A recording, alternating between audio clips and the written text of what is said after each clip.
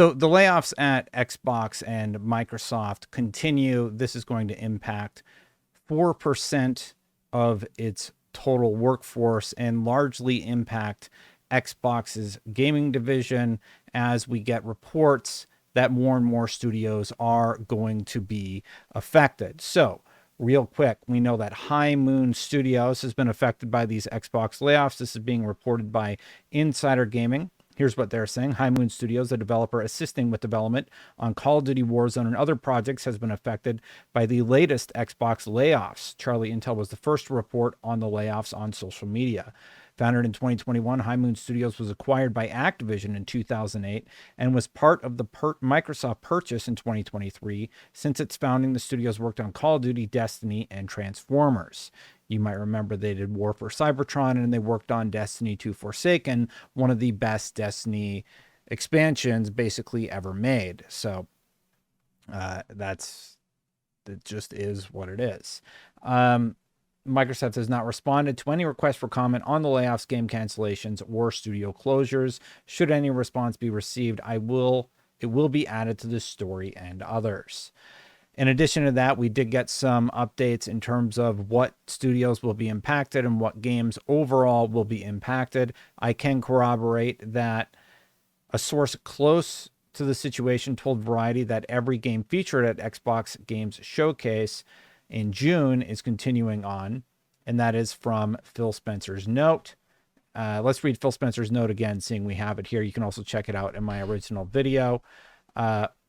This one's actually from Matt Booty when he announced that they are actually stopping development of Perfect Dark and Everwild, as well as winding down several unannounced projects across our portfolio. As a part of this, we are closing one of our studios, The Initiative. Now, for a long time, I had reported that The Initiative had been seeing turmoil, had been seeing issues for various reasons. There was a long-standing VGC article that collected the number of departures from the original staffing announcements, and basically that studio wasn't looking that great. If you'll remember, Square Enix actually had to step in and assist with development of Perfect Dark.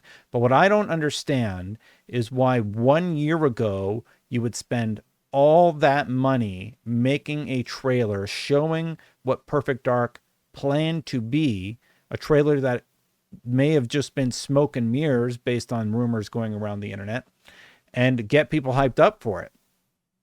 What's the point? We all knew that studio was in trouble.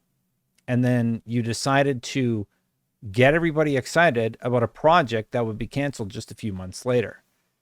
What's worse is back in February, Phil Spencer is quoted in an article saying that Everwilds was going to get all the time it needed to come to completion. That was in February. It's July, and now Everwilds is done. It has been canceled. Let's continue on because there's also reporting about Turn 10. Forza Motorsport developer has been hit hard by Xbox cuts. I'm hearing more than 70 people will be let go at Turn 10. Also hearing that Microsoft has canceled Perfect Dark. So this was reported earlier in the day, but I didn't get to read the article just yet because so much has happened. Microsoft announced layoffs today affecting as many as 9,000 employees, and as part of the changes, more than 70 people will be let go at Forza Motorsport developer Turn 10 Studios, according to a source familiar with the situation. The cuts were made on a call with Microsoft HR representatives this morning and are hitting the vast majority of the studio. One source described the layoffs as leaving enough people behind to keep Forza Motorsport up and running. Managers at Turn 10 didn't discuss project plans on the call this morning, and Microsoft didn't immediately respond to a request from The Verge for comment on the situation. And now a little bit more on the ZeniMax story. Jason Schreier reported this morning. This morning, ZeniMax Online Studios told staff that their MMO project Blackbird was canceled and abruptly deactivated the team's access to Slack.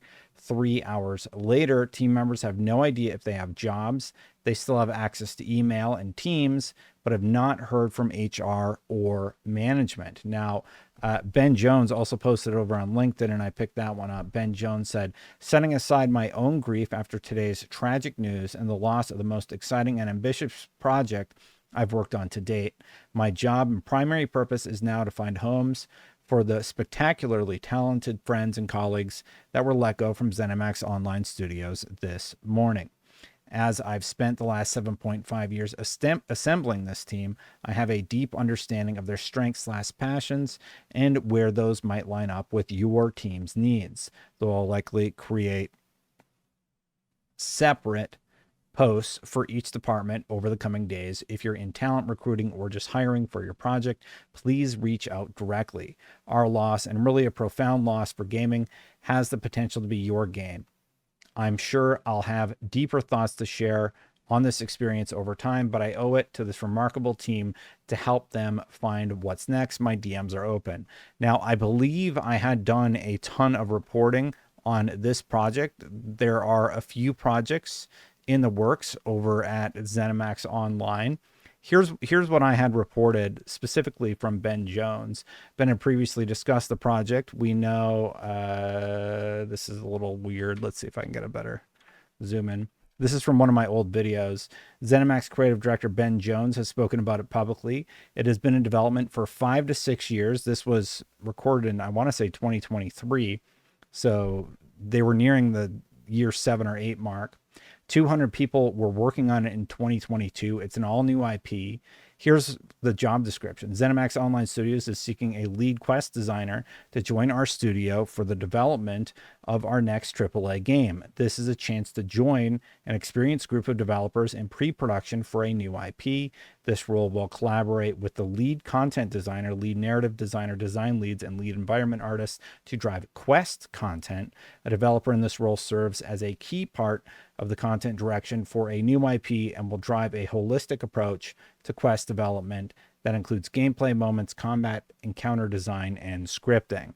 So that was what they had described it as earlier on in the process. One person also gave us some insight into what it was like today. Thomas Hogue posted on LinkedIn, pretty sure I don't have a job anymore. Well wishes are appreciated. Possible positions, probably more so. I'm still very early in the process. We found out about 20 minutes ago.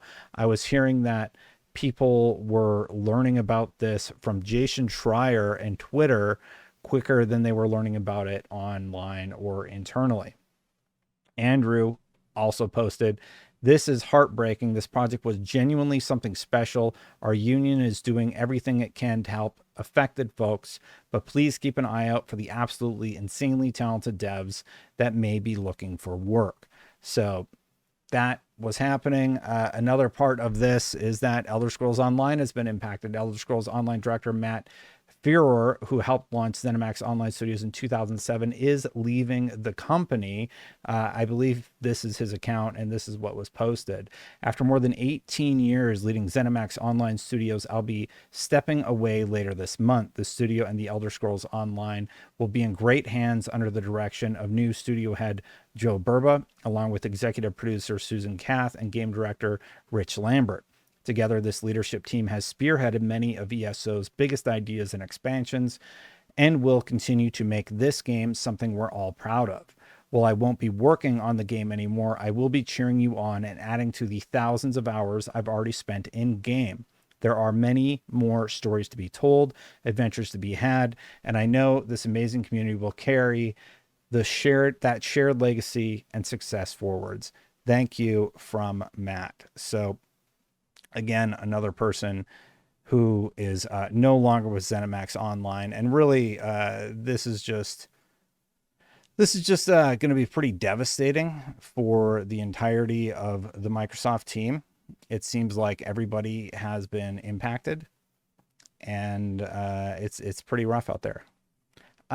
There was this thread that I also found. So this is from, what's his name? Raj Patel. He's the director of marketing communications, and he's been just collecting this data apparently on industry layoffs. As we know, 2024 was quite bad. You can see total known headcount in this graph was 39,083. Total known layoff waves, 527. We track known layoffs when headcounts are not provided. And as you can see, July is probably going to see a significant spike. July is also not traditionally when there's a lot of layoffs. They had 10 in 2024, 10 like, well, actually in 2023, that's when the majority of them came. And then it just hasn't stopped. Layoffs have just continued. And this isn't Microsoft specific. You can see the top companies are listed over here.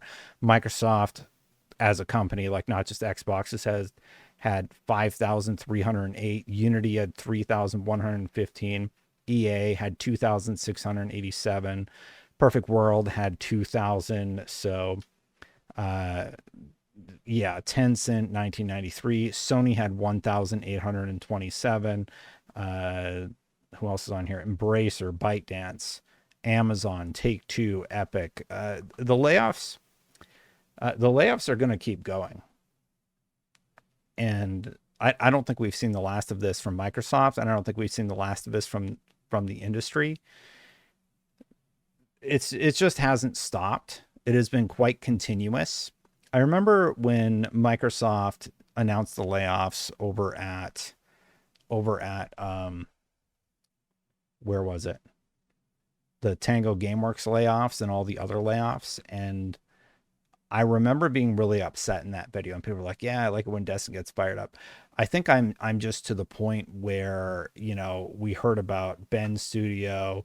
We heard about the Embracer layoffs. We heard about EA doing layoffs at companies like Respawn. Like, these are successful companies. Microsoft is a successful company, and it's not good enough. So time and time and time again, we're hearing that Everwilds is coming along nicely, and then it's canceled. We get this cool trailer for Perfect Dark, and then it's canceled.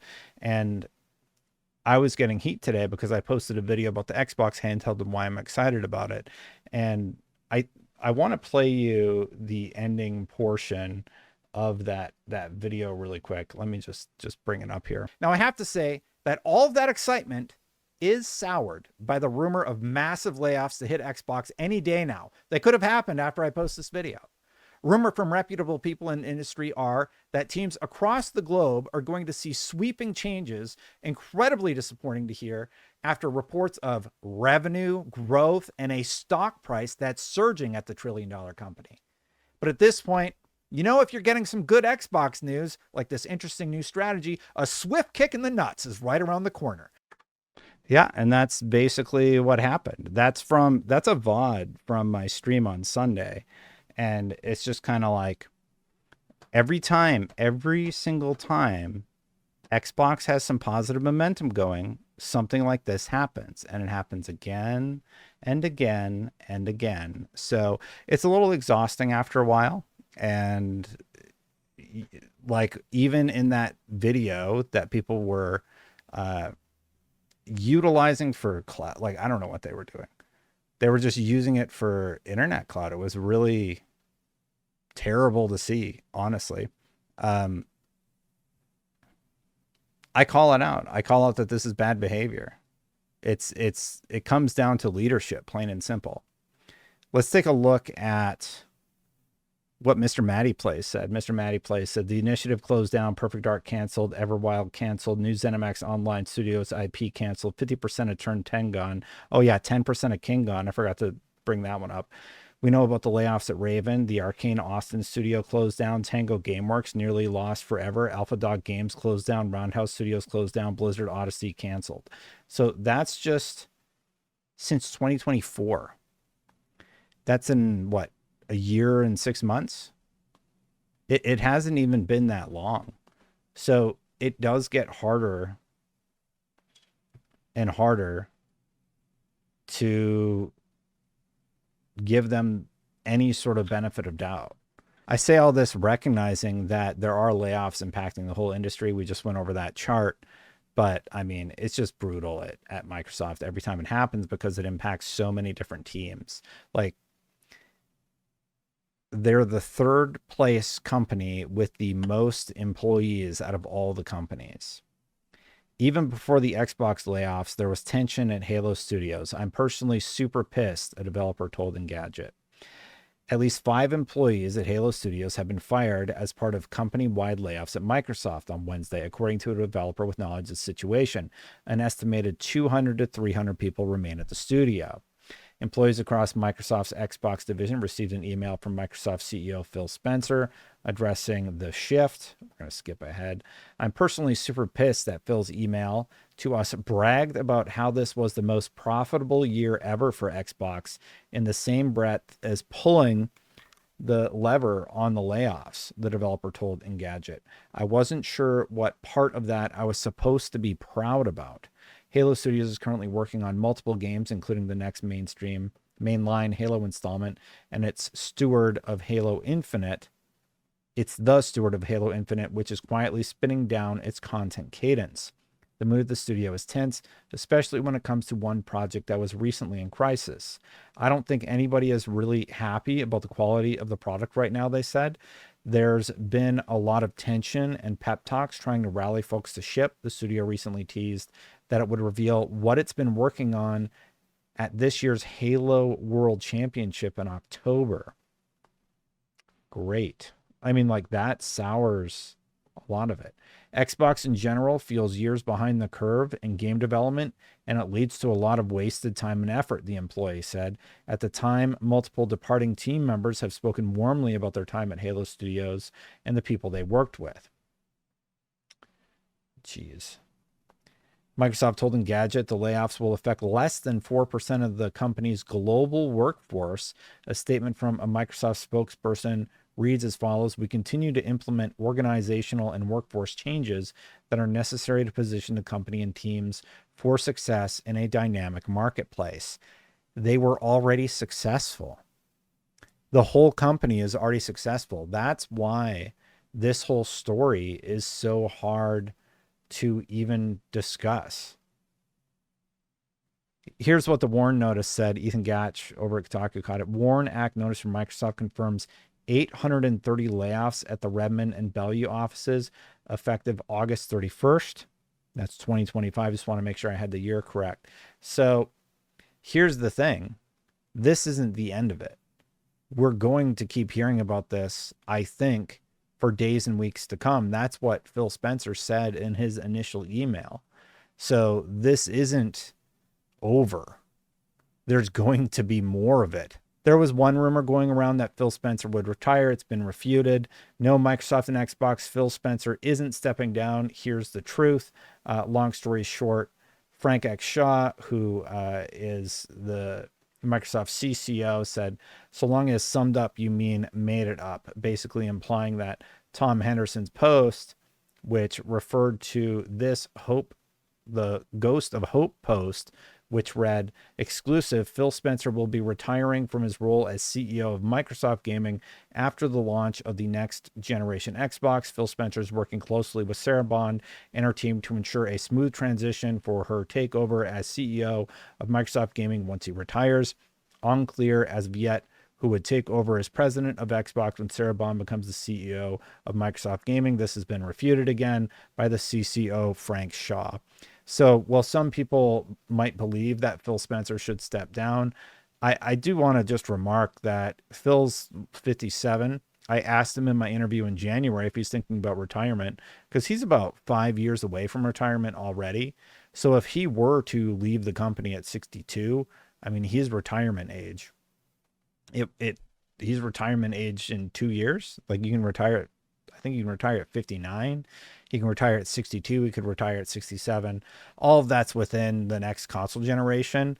So, I mean, it is what it is. I mean, he's going to be retirement age. It's something that I've been mindful of because it makes you sort of curious who's going to be next. And failures like this one do fall at leadership. The one thing that really bothers me, I feel like a lot of this could have been mitigated with better policies for how to manage all of the employees of all their studios when they were doing the purchase. Because a lot of people have put this at the foot of the purchase. I think one criticism that I would put at the foot of Microsoft is, we know that Bobby Kotick went from 1,000 to, I think it was like 1,700 employees. And then he axed like 600 employees. And then he went back up to 1,700 at one point. And it's just really unfortunate. So now all of that's getting shuffled around. Like if they didn't want them to bulk up, they could have put that into the contract or something like that. But I actually don't know that this particular round of layoffs has much to do with Activision, especially because the teams at Activision seem to be the least impacted out of all of them so far. But like I said, we could learn more in the coming weeks and weeks to come further down the road. And then, oh yeah, Compulsion Games was also impacted. Compulsion Games, creator of We Happy Few and South of Midnight, personal favorite, has also been affected by an unknown number of layoffs. Compulsion Games has been hit with an unspecified number. That's from Reset Era. Jason Schreier is the link to that story. And apparently executives will earn less this year. Also, Iwata is the only CEO in gaming who decided it was best to not earn a single penny than layoffs of thousands of people. And then I think that's it, honestly. And then I was just reading the post there. So that's kind of it to catch you up on everything that has happened. I thought I would do a quick live stream and record the VOD and just sort of leave it open. Did I leave anything out? Like, how about the fact that Microsoft is reporting record-breaking profits right now? Their stock is at an all-time high. Like, that's what's really frustrating. It's that the Perfect Dark project should have been canceled 3 years ago. There's been nothing but stories of turmoil and strife at that studio. Instead, they decided to bring on Square Enix, and now both of those companies are going to be impacted by this reduction. So, like, that's not better. That's certainly not better. I think that gets more people into the mess. And I would say the same thing with Everwild. I watched Snowbike Mike's commentary on it. He was talking over on Kind of Funny about it. And he basically said that game should have been canceled 5 years ago. Like, we've known Everwilds in a bunch of turmoil. Instead, what did they do? They told us, Eurogamer back in February posted this: yes, Rare's Everwild is still in development and Xbox is committed to giving the team the time it needs. Apparently not. Like 4 or 5, February, March, April, May, June, July, 5 months isn't the time it needs. I just don't get why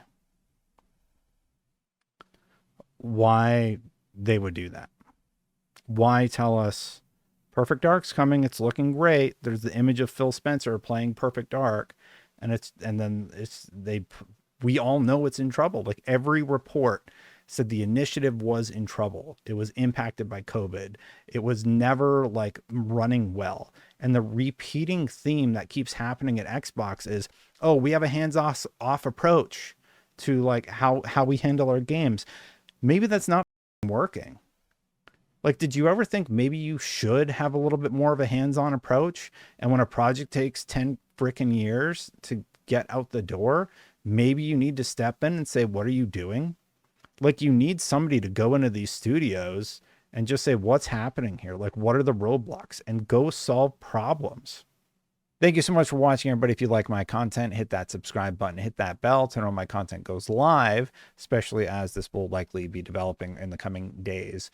Thank you so much to the members for supporting Christopher, Eddie, Philoroni, Spingetter, and Aries EMS. I'm recording this late, but I do want you all to know that I greatly, greatly appreciate you supporting me do this thing. If you want to support, you can go to patreon.com/SaveStatePlus, or you can become a member right here on YouTube.